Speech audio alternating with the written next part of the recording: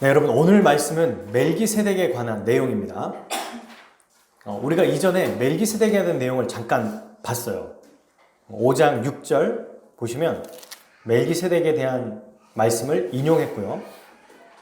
그리고 또 6장 11절에 보면 너희가 멜기세덱에 대해서 잘 알아듣지 못하기 때문에 설명하기 어렵다. 이렇게 5장과 6장에서 잠깐 언급하는 정도로 멜기세덱이 나왔습니다.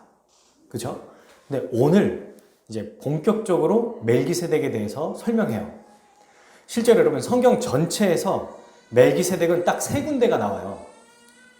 하나는 창세기 14장 17절에서 20절까지의 말씀이고, 또 하나는 5장 6절에서 인용한 시편 110편 4절 말씀이고요.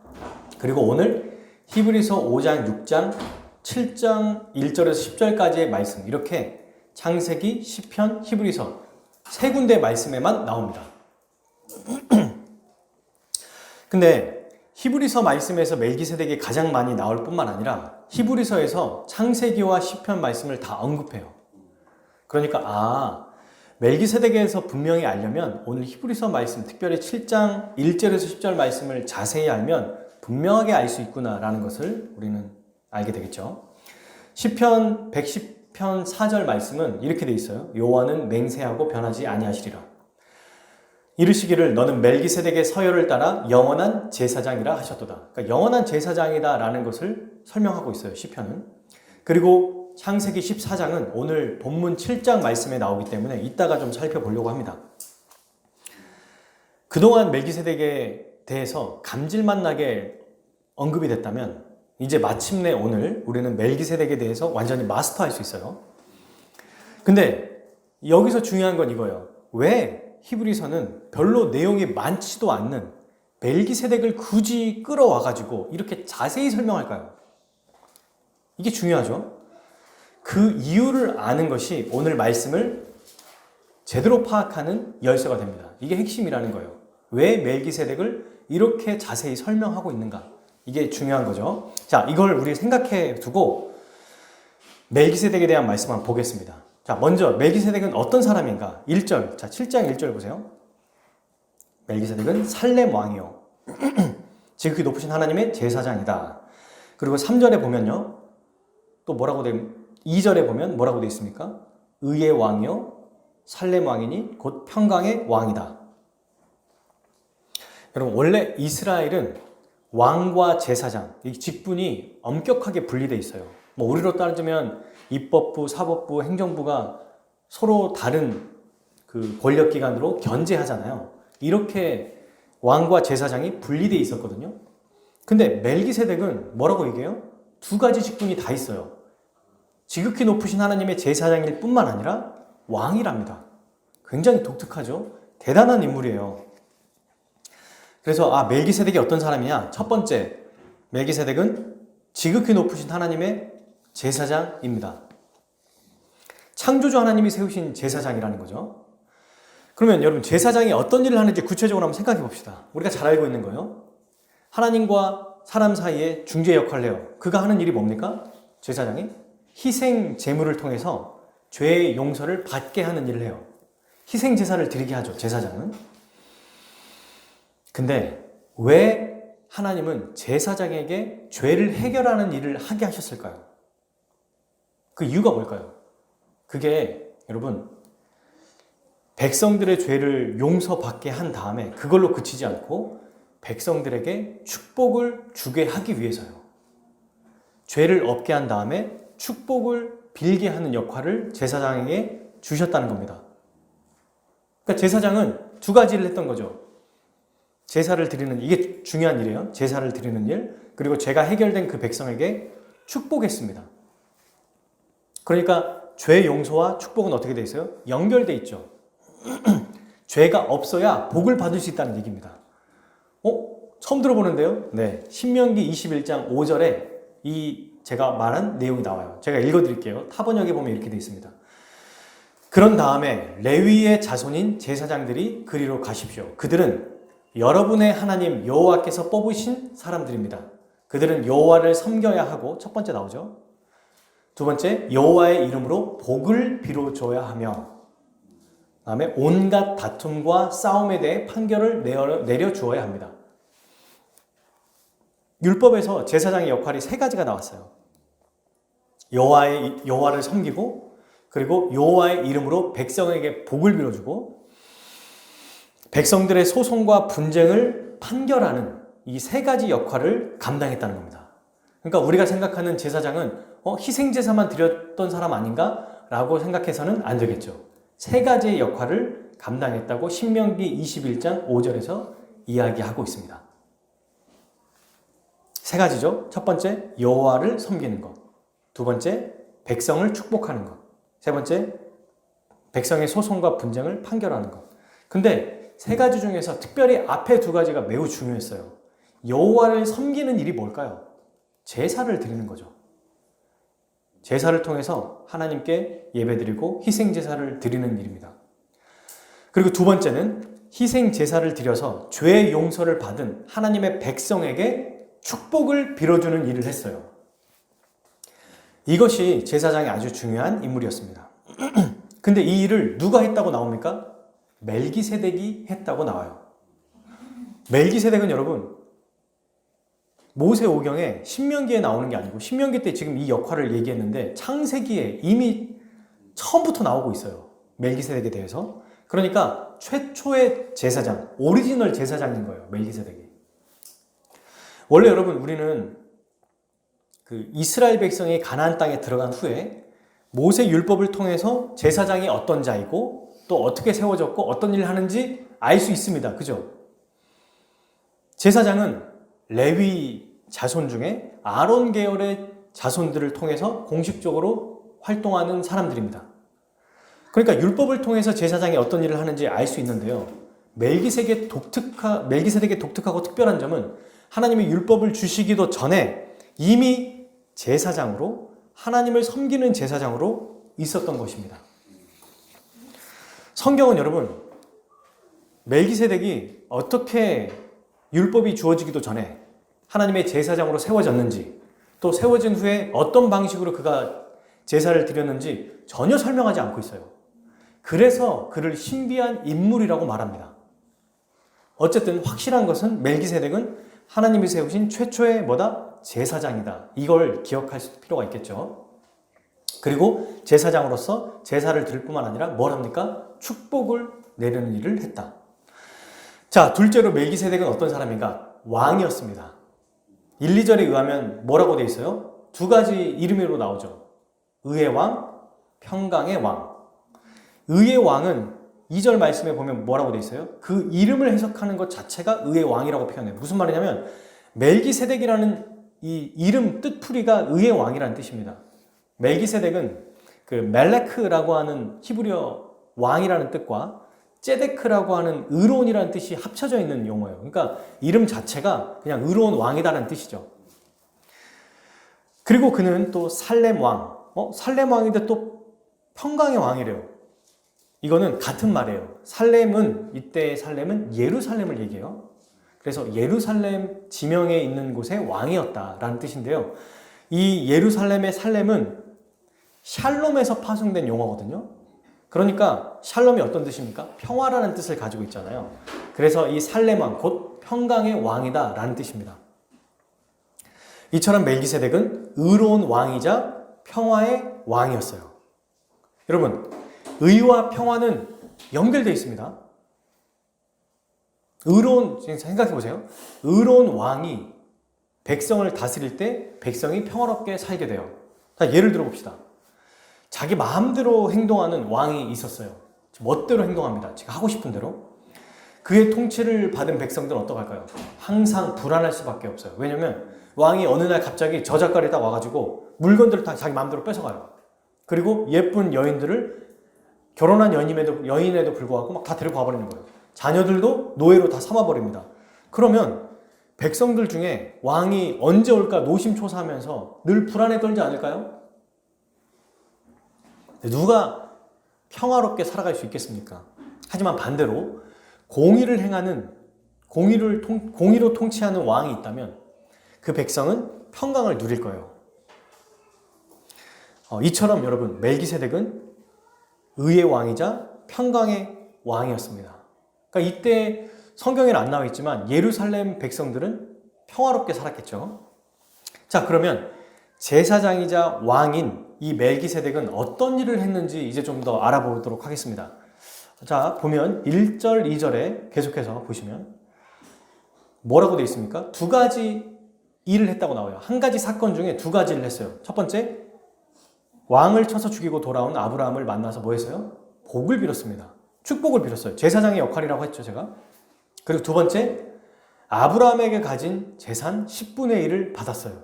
2절에 나오죠. 아브라함의 모든 것의 10분의 1을 그에게 나누어 주니라. 이 내용이 창세기 14장의 내용입니다. 자, 그럼 우리 오늘 본문 말씀을 두고 창세기 14장 말씀을 보겠습니다.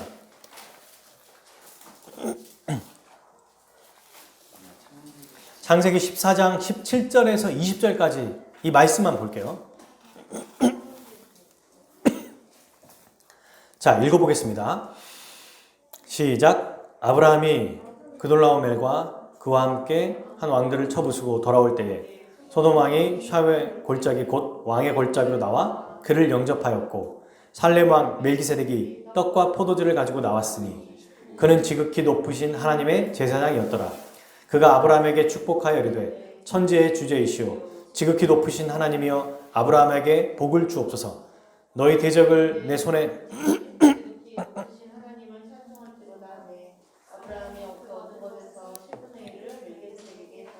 아멘. 뭐라고 되어 있습니까? 전쟁에서 돌아온 아브라함을 보자마자 멜기세덱이 떡과 포도주를 가지고 와서 그를 먼저 축복했다고 나와요. 그리고 그 축복을 받은 아브라함이 10분의 1을 멜기세덱에게 바쳤다. 이 얘기거든요. 창세기 14장 17절에서 20절 말씀이. 자, 그러면 14장 앞의 내용은 어떤 내용이 있는지 제가 한번 설명해 볼게요. 하나님은 여러분 갈대아인의 땅 우르라는 곳에 살고 있는 아브라함에게 나타나셨어요. 그는 우상을 섬기는 자였습니다. 근데 그에게 나타나서 가나안 땅으로 와라. 너에게 내가 복을 주겠다. 이렇게 말씀하셨어요. 그래서 아브라함과 그의 가족들은 고향 땅인 우르에서 떠나서 가나안 땅으로 이사했습니다. 근데 이제 여러 가지 일들이 있고 나서 아브라함이 가나안 땅에서 생활하던 중에 살고 있는 중에 가축이 점점점 많아지는 거예요. 그래서 조카 롯과 아브라함의 종이 롯의 종과 아브라함의 종이 싸웁니다. 그걸 보고 안 되겠다. 야, 우리 갈라지자. 너무 많으니까 갈라지자. 너 어디로 갈 거냐? 먼저 아브라함이 롯에게 물어봐요. 원래 그런 사람이 아니잖아요. 근데 하나님의 은혜를 받고 롯에게 먼저 선택권을 줘요. 그래서 롯이 딱 봤더니 소돔이라고 하는 그 땅이 너무 기름져 보이고 멋져 보이는 겁니다. 그래서 나 저기 갈게요. 그랬더니 그래, 그럼 넌 거기 가라 해서 롯이 소돔 지역으로 떠났어요. 근데 얼마 후에 이 가나안 땅에 있는 9개의 왕국이 두 패로 나눠져서 전쟁을 벌였습니다. 전쟁을 벌였는데 롯이 있었던 소돔에 있는 왕도 여기에 관여했어요. 한 무리에 속했던 거죠. 근데 반대편 나라에 전쟁에서 패했습니다. 그러는 바람에 소돔 왕에 있는 백성들이 다 전쟁 포로로 잡혀갔어요. 그 중에 누가 있었어요? 롯도 있었던 거예요. 이 얘기를 아브라함이 들었습니다. 그리고 그 얘기를 듣고 즉시 군대가 아닌 집에서 기른 318명의 종을 데리고 전쟁을 하러 떠나요. 여러분, 이들은 고작 318명이었고요. 최정의 특수부대원들도 아니었어요. 생각해 보십시오. 5개의 나라와 4개의 왕이 싸워서 이 4개의 왕이 거대 제국이거든요. 나중에 보면은. 지금 우리 시대로 따지면 미국과 러시아와 중국과 영국? 이런 나라가 합쳐진 나라와 나머지 짜잘짜잘한 동남아시아 나라들이 합쳐져 봐야 비교도 안 되잖아요. 그런 대국을 318명이나 밖에 안 되는 이 사람들을 데리고 와서 승리를 한 거예요. 말이 안 됩니다, 이건 사실. 한 사람당 한 1억 명? 그러니까. 근데 생각해보세요. 이들이 누구냐면 집에서 길리고 훈련된 자라고 얘기하거든요. 성경에 보면. 집에서 길렸다는 건 뭐예요? 집에서 집체 운동을 했습니까? 유격 훈련을 하나요? 밭 깔고 농사한 거예요. 그냥 가축 기르고. 그러니까 쟁기나 삽, 낫 들고 막 했던 사람들을 자, 전쟁하자! 이거 나비랑 이제 낫 들고 삽 들고 뛰어가서 이겼다는 거야, 이게. 말이 안 되죠. 말도 안 되는 전쟁에서 승리한 거예요. 그리고 롯과 빼앗긴 모든 재산을 되찾아왔어요. 이때 이제 소돔 왕 베라라고 하는 왕이 아브라함을 영접하러 왔습니다. 당연히 이제 자기의 모든 그 전유물을 다 가져왔으니까, 백성들을 데리고 왔으니까 얼마나 감사해요. 그때 소돔 왕과 같이 나온 사람이 멜기세덱이에요. 살렘 왕, 예루살렘에 있는 왕. 그리고 이 멜기세덱이 아브라함에게 축복을 했습니다. 근데 여러분, 여기서 아주 중요한 내용이 나와요. 우리가 방금 읽었던 것처럼 이 축복의 내용이 이 창세기 14장의 전체 핵심을 설명해줘요. 이렇게 얘기합니다. 얘기하면 이런 거죠. 20절에 아브라함아, 네가 대적에서 승리한 것은 네가 잘해서가 아니라 하나님이 너의 대적을 내 손에 붙이셨다. 그러니까 하나님이 승리하게 하신 거다. 그러니 하나님을 찬양해라. 이렇게 얘기한 거예요. 여러분 보면요, 창세기 14장의 내용을 우리가 얼핏 보면 누가 주인공처럼 보여요? 전쟁에서 승리한 아브라함이 주인공처럼 보입니다. 근데 멜기세덱이 딱 나타나가지고 듣도 보도 못한 갑툭튀라고 하죠. 요즘 갑자기 툭 튀어난 이 사람 때문에 뭐야, 이름도 없고 뭐 아무 연역도 없는 사람이 나타나가지고 네가 전쟁에서 승리했잖아. 근데 그 전쟁의 승리는 네가 한 게 아니야. 하나님이 너에게 전쟁의 승리를 주셔서 네가 이긴 거야. 이렇게 얘기합니다. 그래서 14장의 주인공이 아브라함이 아니라 누구라고 지금 얘기하는 거예요? 하나님이 바로 주인공이시다라는 것을 알려주는 거예요. 그 역할을 누가 했습니까? 멜기세덱이 했어요. 이 말을 하면서 멜기세덱도 중요한 인물로 초점이 맞춰지는 거죠. 아, 창세기 14장에는 역시 아브라함이 진짜 대단한 사람이다 라고 생각하고 있다가 아브라함이 대단한 게 아니라 하나님이 대단하신 거구나. 하나님이 창세기 12장에서 약속하신, 언약하신 너에게 축복하는 자에게 내가 복을 주고 너를 저주하는 자에게 저주를 내리신다는 그 맹세, 지난주에 우리가 살펴봤죠. 하나님의 맹세를 이루신 장면이구나 라는 걸 알 수 있는 겁니다. 아브라함 자체가 대단한 게 아니라 하나님이 대단하시구나 라는 것을 알 수 있는 거죠. 그런데 이제 이 1절과 2절의 의미, 그러니까 멜기세덱이 나타나서 아브라함을 축복하고 아브라함은 멜기세덱에 11조를 바쳤잖아요. 이 11조가 뭐냐면 전리품, 전쟁에서 빼앗아온 모든 물건 중에 10분의 1을 바친 거거든요. 왜 했는지도 몰라요. 나와 있지도 않아요. 그 무슨 의미인지도 모릅니다. 근데 그 의미를 오늘 히브리서 기자가 7장 4절에서 10절까지 구체적으로 해석하는 내용이에요. 그러니까 오늘 이 본문은 멜기세덱이 어떤 사람이냐? 제사장이자 왕이다. 그리고 그가 아브라함에게 11조를 받았고 그를 축복한 사람이다. 이거를 구체적으로 뒤에서 설명하는 내용으로 끝나는 거예요. 오늘 내용이. 그러면 이제 문제는 이거겠죠. 중요한 거는 그가 어떤 사람인지 알았는데 이 행위, 아브라함을 축복하고 11조를 받은 행위가 어떤 의미가 있느냐, 이거를 아는 게 더 중요한 거겠죠. 자, 4절 말씀 볼까요? 이 사람이 얼마나 높은가를 생각해보라. 조상 아브라함도 노량물 중 10분의 1을 그에게 주었느니라. 갑자기 뜬금없이 멜기세덱이 얼마나 높고 위대한 사람인지 생각해보라고 얘기합니다. 왜냐하면 조상 아브라함이 가장 좋은 것 10분의 1을 그에게 바쳤기 때문이죠. 그럼 이게 무슨 뜻인데요? 이게 왜 높은 거죠? 라고 생각할 수 있잖아요. 그래서 5절에 그 의미를 설명해요. 5절, 레위의 아들들 가운데 제사장 직분을 받은 자들은 율법을 따라 아브라함의 허리에 난 자라도 자기 형제인 백성에게 10분의 1을 취하라는 명령을 받았으나 이게 무슨 말이냐면, 자, 그럼 아브라함이 멜기세덱이 아브라함에게 10분의 1을 받았다는 게 무슨 의미인지를 설명해 줄게 하면서 5절에서 얘기하는 거예요. 원래 11조는 레위의 아들들 제사장 직분을 받은 자들이 받았다. 근데 이것은 신명기에 나와 있는 말씀이고 제사장과 또 제사장에게 11조를 바친 백성들도 모두 다 아브라함의 자손이다. 그러나 11조를 바친 백성은 제사장보다 지위가 더 낮다라는 것을 얘기하는 거예요. 왜냐하면 11조는 누구에게 바치는 거죠? 하나님께 바치는 거예요. 근데 제사장은 어떻게 합니까? 11조를 바친 이 재물을 본인들이 가져가거든요.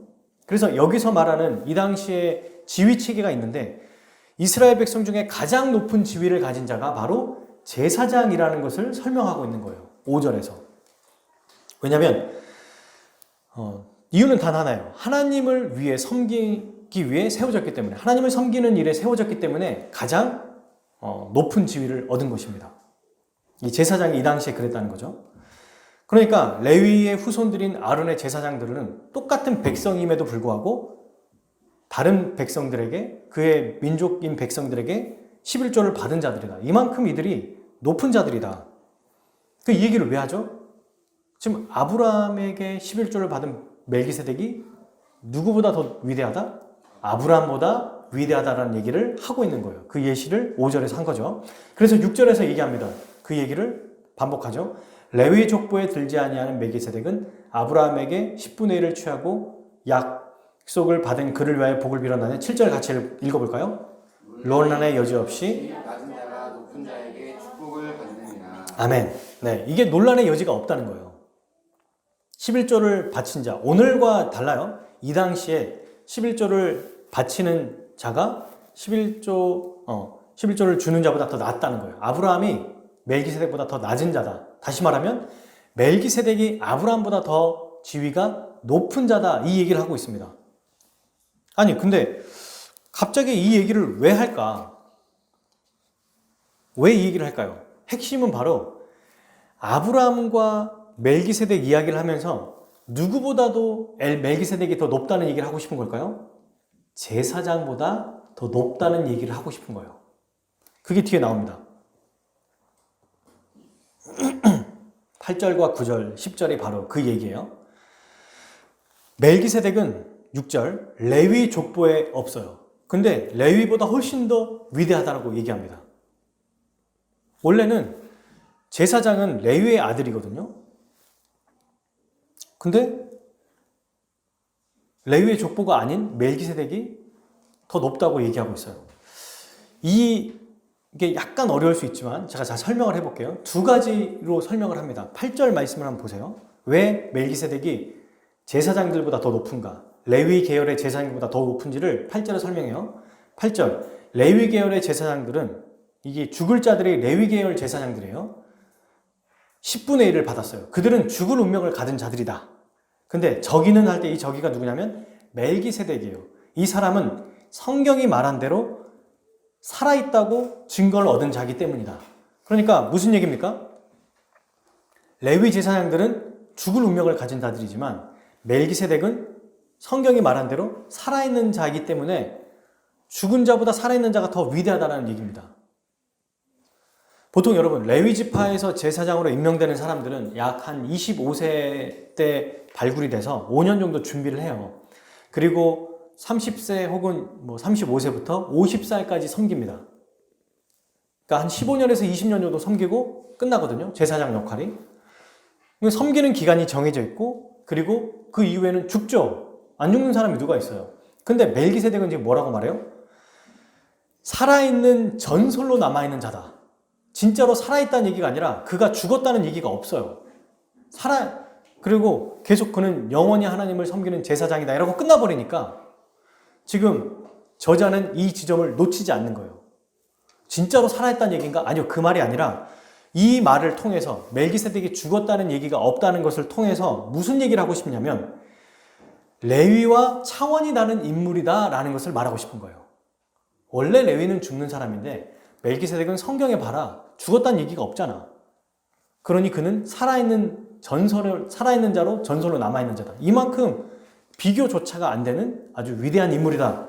이 얘기를 하고 있어요. 여러분, 우리 시대 때는 약간 이해가 안 되지만 이 당시에는 뭐라고 얘기했냐면 토라가 세상의 전부다라고 생각하며 살았어요. 하나님의 말씀에 기록된 것만이 전부라고 생각한 거예요. 그러니까 이게 그들에게는 이해가 된 거예요. 죽었다는 얘기가 없다고? 그럼 영원히 살아있다라는 말이라보다 그는 뭔가 특별한 존재구나 라는 생각을 했다는 겁니다.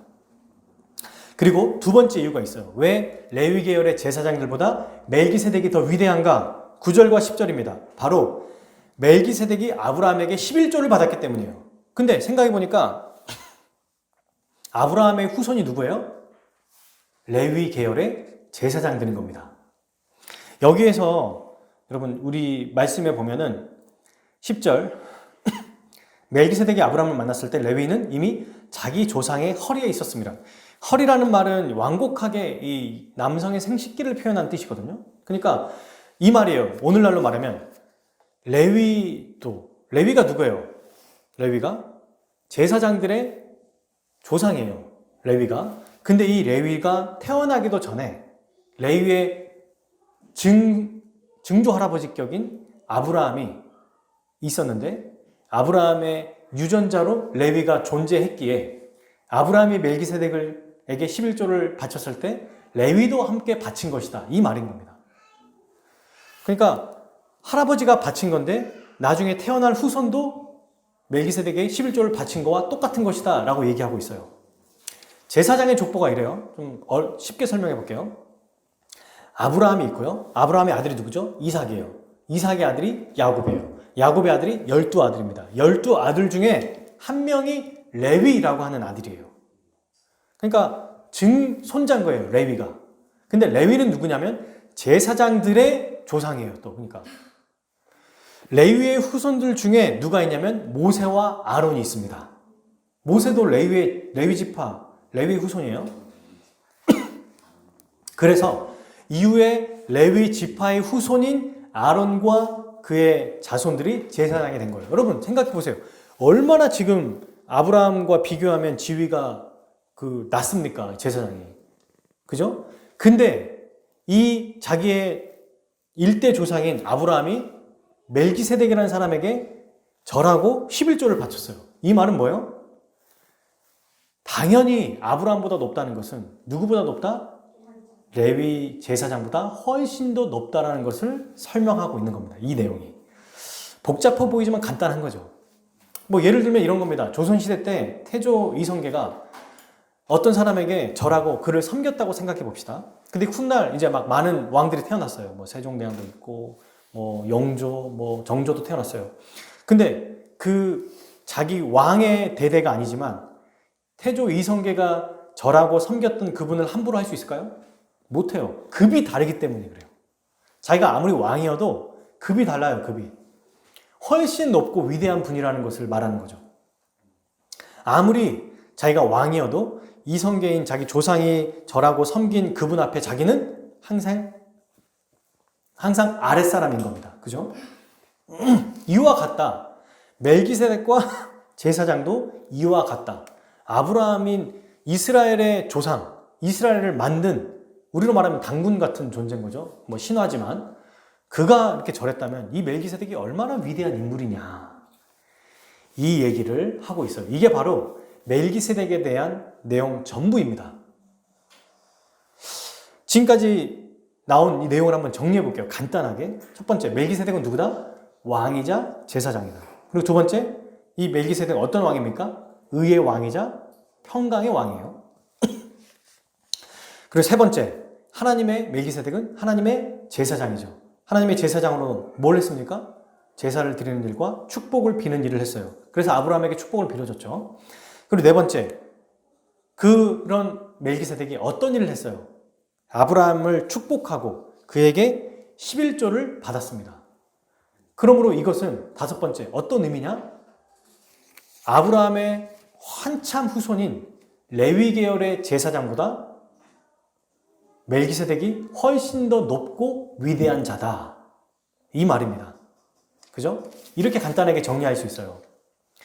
근데 여러분, 그럼 멜기세덱은 대체 어떤 존재일까요? 많은 사람들이 역사적으로 보면 멜기세덱에 대한 존재를 궁금해했어요. 왜냐하면 정말 얼뜻 감질만 나게 잠깐 나오고 말고 히브리서 7장에도 이렇게 나오다 말거든요.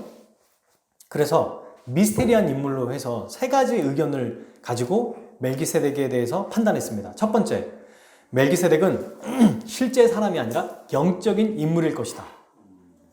두 번째, 멜기세덱은 누구다? 예수님이시다.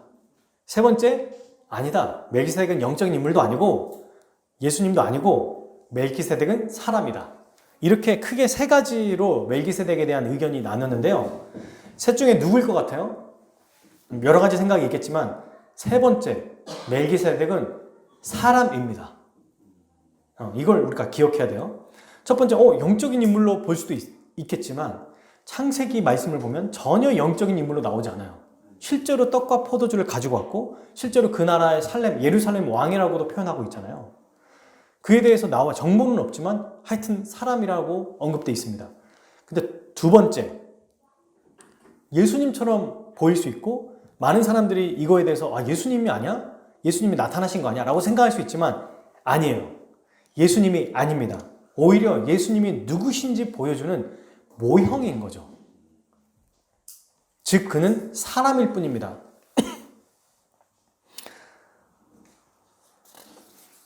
사람일 뿐인 거죠. 아니, 그걸 어떻게 알 수 있습니까? 저는 제가 생각하면 영일 것 같고 또 예수님일 것 같은데 어떤 근거로 멜기세덱이 사람이라고 생각하십니까? 라고 할 때 우리가 읽지 않았던 구절이 하나 있죠. 그게 몇 절이죠? 3절. 3절 한번 읽어봅시다. 시작. 아버지도 없고 어머니도 없고 족보도 없고 시작한 날도 없고 생명의 끝도 없어 하나님의 아들과 닮아서 항상 제사장으로 이릅니다. 아멘. 3절 말씀이 1절부터 10절까지의 모든 말씀을 요약하고 꿰뚫는 말씀이에요. 그 한마디 한 줄, 이거 하나님의 아들과 닮아서라는 말이 핵심인 겁니다. 성경에 안 나와요. 멜기세덱의 부모가 누군지, 태어난 날이 기록되어 있지도 않고 죽은 날도 안 기록되어 있어요. 그래서 마치 영원히 살아있는 자처럼 보이지만 그러나 이것은 구약의 제사장보다 위대하다는 것을 설명하기 위해서 기록된 것이고 그가 진짜로 영원히 살았다는 설명이 아니라는 겁니다. 그냥 그는 사람인 거예요. 누구를 닮은 거예요? 하나님의 아들이 누굽니까? 예수님. 예수님을 닮았다라는 얘기를 통해서 멜기세덱은 예수님이 아니라 영적 인물도 아니고 예수님을 보여주는 모형으로 존재하는 인물이구나 라는 것을 알 수 있는 거예요. 즉 이 멜기세덱의 말씀을 통해서 여러분 이제 오늘 아까 처음에 제가 서두에 얘기했던 거예요. 왜 이렇게까지 성경이 멜기세덱에 대해서 자세히 기록하는가? 자, 이유를 알았죠? 멜기세덱을 통해서 누구를 자세히 알기를 원하는 거예요? 예수님. 아멘. 예수님에 대해서 자세히 알기를 원하는 것입니다. 이게 바로 굳이 멜기세덱을 7장 1절부터 10절까지 아주 장황하게 기록한 이유예요. 멜기세덱이 예수님과 관계가 있기 때문에 중요한 거예요. 여러분, 멜기세덱을 통해서 오실 예수님이 어떤 분이신지 알 수 있는 거죠. 그분은 어떤 분이다? 영원 전부터 마치 죽지 않고 살아있는 전설로 남겨진 멜기세덱과 같이, 아니 이분은 이제 원형, 실체, 완성품, 어떤 말도 괜찮아요. 진짜 참된 하나님의 제사장이시고 그리고 처음부터 완전한 의의 왕이고 평강의 왕이다 라는 것을 알려주는 거예요. 이런 내용이 멜기세덱과 같은 제사장이자 왕이다라는 내용이 구약 곳곳에 나와 있습니다, 여러분. 근데 창세기 14장을 통해서 오실 예수님이 어떤 분이신지 또 한번 알게 되는 거죠. 멜기세덱을 통해서. 이사야 9장 6절에서 7절 말씀에 보면 이 두 가지 예수님에 대해서 나와요. 왕과 제사장. 자, 읽어볼게요. 이는 한 아기가 우리에게 낳고 한 아들을 우리에게 주신 바 되었는데 그의 어깨는 정사를 배웠고, 정사가 주권이거든요. 권력. 그리고 그의 이름은 기묘자라 모사라 전능하신 하나님의 하나님이라 영존하시는 아버지라 평강의 왕이라 할 것이라. 평강의 왕이 하나 나왔어요. 7절. 그 정사와 평강의 더함이 무궁하며 또 다윗의 왕자와 그의 나라에 군림하여 그 나라를 굳게 세우고 지금 이후로 영원히 정의와 공의로 그것을 보존하실 것이라. 만군의 여호와의 열심히 이를 이루리라. 이사야 말씀에서 예수님, 아기 예수님이 어떤 분이라고 얘기합니까? 평강의 왕이자 의로운 왕이다. 이렇게 지금 얘기하고 있어요. 그러므로 여러분, 마침내 우리는 히브리서 7장을 통해서 모형 멜기세덱을 통해 예수님이 어떤 분이심을 알 수 있습니까? 하나님의 제사장이자 영원 전부터 왕이신 분임을 알고 있어요. 여러분, 성경은 아브라함이나 멜기세덱이나 레위나 제사장에 별로 관심이 없어요. 그들을 통해서 누구를 드러내려고 하는 겁니까? 예수님. 네. 우리 주 예수 그리스도가 얼마나 위대한 분이고 탁월하신 분인지 설명하기 위해서 성경에 등장 인물들이 나오는 거예요. 우리가 아까 창세기 14장에 주인공이 막 아브라함인 거라고 생각했잖아요. 근데 누구였어요? 진짜 주인공은? 하나님이셨죠. 멜기세덱을 통해서. 그러면 똑같이 동일하게 히브리서 7장에도 멜기세덱에서 막 장황하게 설명했는데 결국 멜기세덱이 주인공이 아니라 누가 주인공이라는 거예요?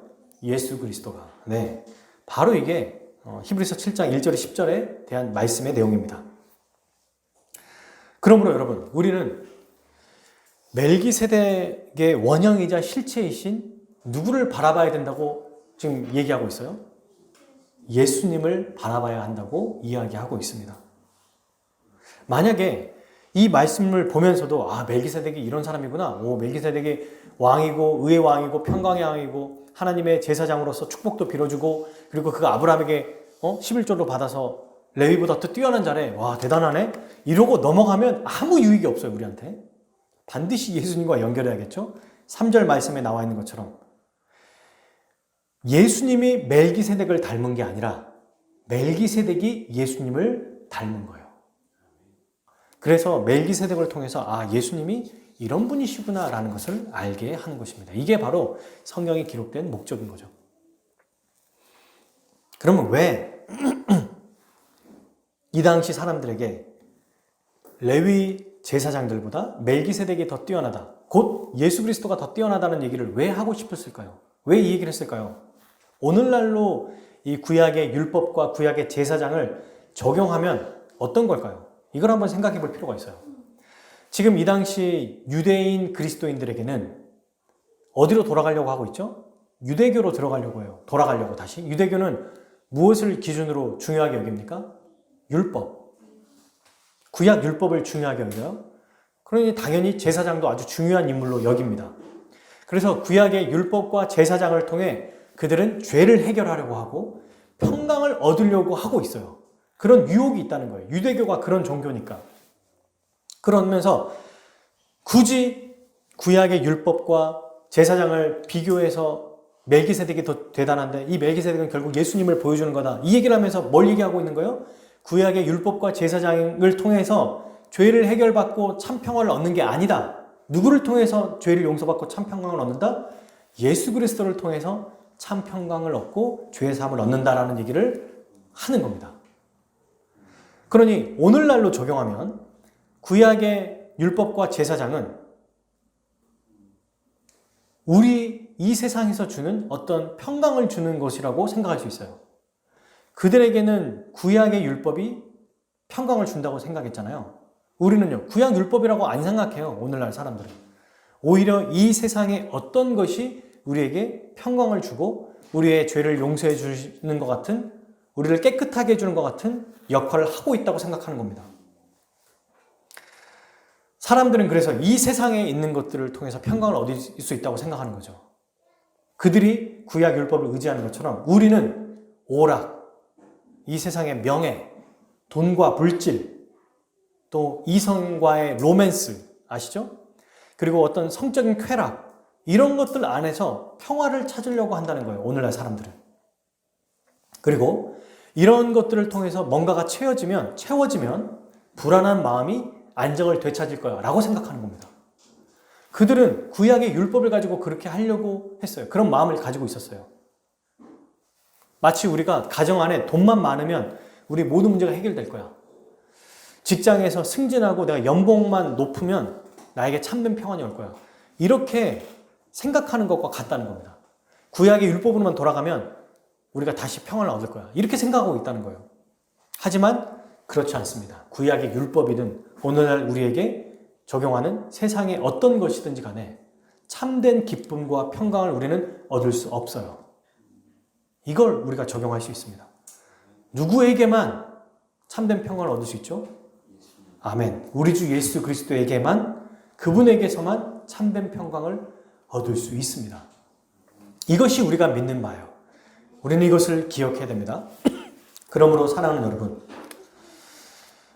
말씀을 맺겠습니다.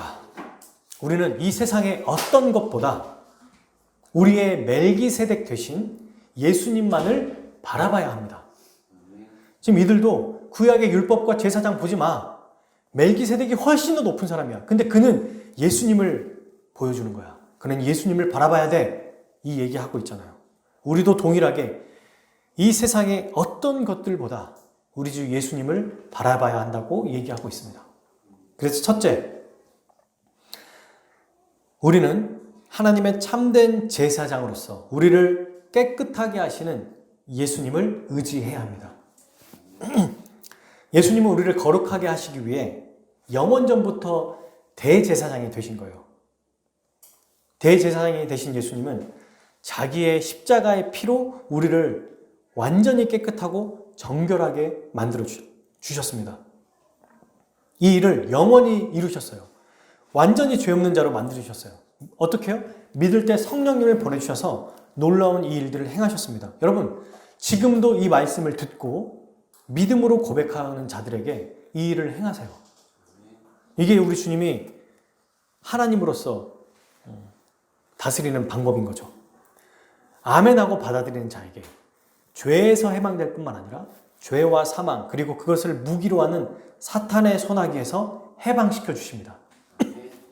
우리가 이것을 알고 있지만 한 주간도 또 어떤 어려움 속에 빠져 있고 죄와 사망 가운데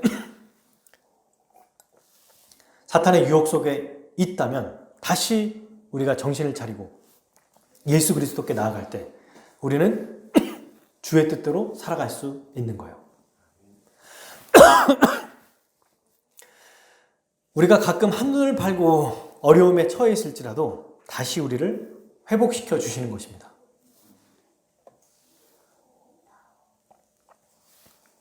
말씀을 들을 때 회개하라는 말씀을 주세요. 우리 마음속에 그 마음을 주시는 거죠.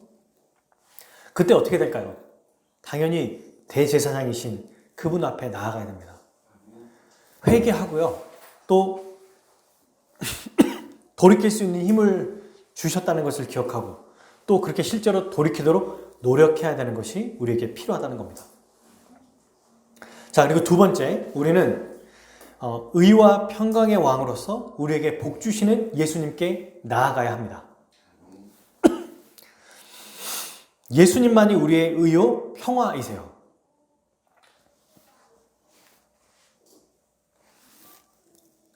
멜기세덱이 전쟁에서 승리하고 돌아온 아브라함에게 먼저 축복을 빌어준 것처럼 예수님도 우리에게 먼저 의와 평강을 베풀어 주세요.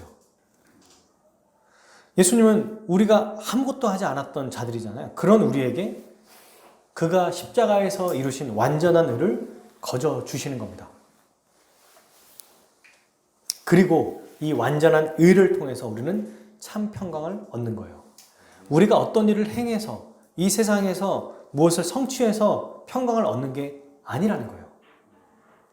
아브라함을 전쟁에 승리하게 하신 하나님처럼 우리의 삶을 믿는 신자로서까지 이끌어 가시고 승리하는 삶으로 이끌어 가시는 그 예수님이 우리에게 그분의 의를 주신다는 거예요. 이 의가, 그리스도의 의가 우리를 평강의 삶을 살게 한다는 겁니다. 그리스도의 의가 우리를 참된 평안을 준다는 거예요. 이거는 여러분 어떤 상황이나 환경 속에서도 우리가 소망을 가질 수 있어요. 왜냐하면 내가 뭔가 내 힘으로 이루는 것이 아니기 때문이죠. 우리 주님이 거저 주시는 것이기 때문이에요. 그러니까 완전하고 완벽한 거예요. 그러니 두려울 필요가 없어요.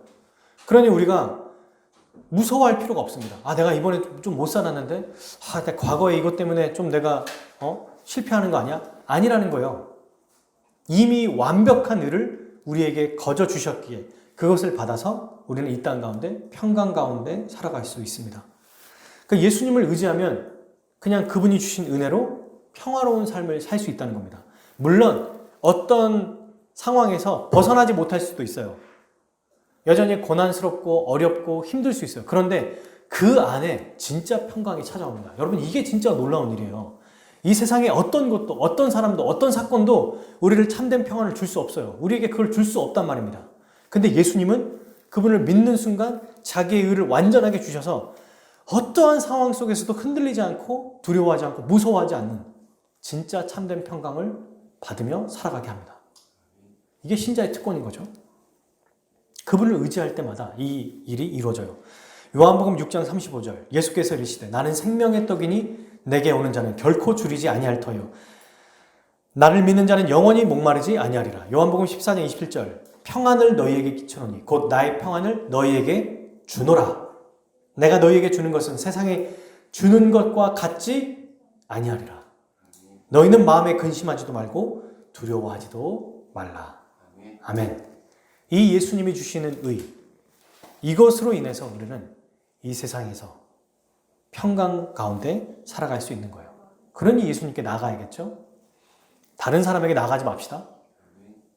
다른 어떤 일들, 내가 이것만 얻으면, 이것만 성취하면 좀 더 나은 삶을 살 거야. 그런 생각하지 말고 우리 주님께 나아가면 돼요. 끝으로 세 번째, 이 세상에서 날마다 우리를 승리케 하시는 우리 주 예수님께 예배하며 살아갑시다. 하나님이 아브라함을 전쟁에서 승리하게 하셨죠. 그리고 전쟁에서 승리를 거둔 아브라함이 멜기세덱에게 11조를 바쳤어요. 여러분, 당시의 11조는 그저 10분의 1의 예물만을 의미하는 게 아니에요. 오늘날로 말하면 이 11조는 모든 것이 주님의 것입니다. 근데 주님의 것의 일부를 주님께 드립니다. 즉, 11조를 드리는 것은 우리가 우리의 인생의 주인이 하나님이시라는 것을 고백하고 그분께 예배 드리는 것을 의미하는 거예요.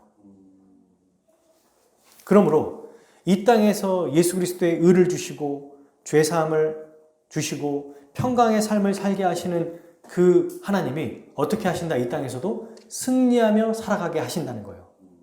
어디에서? 이 세상에서. 아브라함에게 승리를 주신 것과 같이. 그러므로 승리를 얻은 자로서, 승리를 이루는 자로서, 승리하며 살아가는 자로 어떻게 되는가? 하나님을 예배하며 살아가야 된다는 겁니다. 이 예배는 두 가지로 얘기할 수 있겠죠?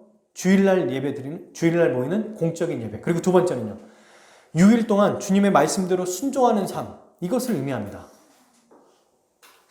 그러므로 여러분, 작은 것에도 감사하고 주의 뜻대로 살려고 생각하고 노력하고 마음 먹고 또 헌신하고 또 우리의 작은 것이지만 또 하나님의 것을 하나님께 드리고 또 선교하고 전도하고, 그리고 오늘 우리가 보지 않았지만 이미 나와 있는 그들의 성도의 증거로 나오는 열매, 다른 지체를 사랑으로 섬기는 이 일들을 행하고 그들을 위해서 위로하고 물질을 사용하고 도우며 살아가는 이런 인생이 되었으면 좋겠습니다.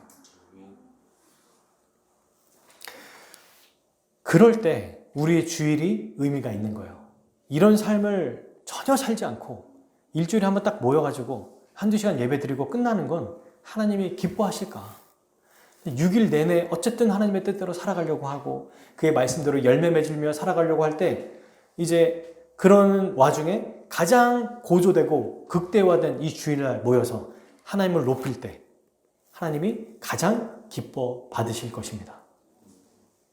그래서 여러분, 이번 이 고난주간에 우리의 죄를 용서하시고 깨끗하게 하심으로 그의 의를 또한 주시는, 값없이 평강을 주시는 예수님께 나아가고 또 이것으로 인해 날마다 승리하게 하시는 예수님을 예배하고 그분을 의지하는 우리 모두가 되기를 주님의 이름으로 축복합니다. 아멘. 우리 함께 기도하겠습니다.